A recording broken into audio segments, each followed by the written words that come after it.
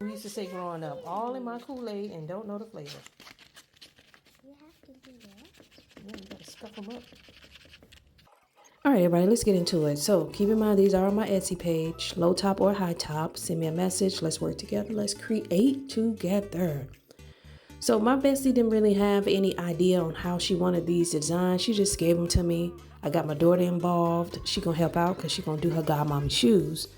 But this is just pretty much, it was silvers, all flatheads, flathead pearls, light blues, purples, reds, and diamond rhinestones. Why? Because she wanted something to match her dress.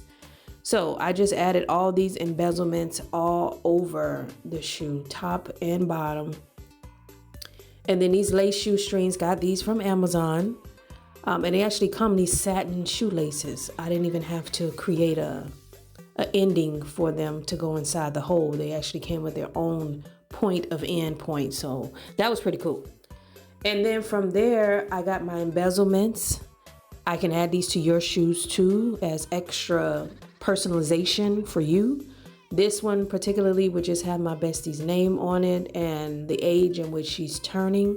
And it was super easy to apply. It was not even any issues.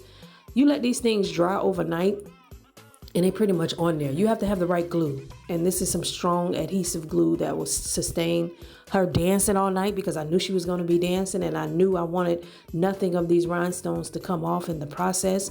So I made sure I added enough glue to sustain her dancing. So keep that in mind when you're making these shoes, how much wear and tear are going to be going on once you put them on your feet.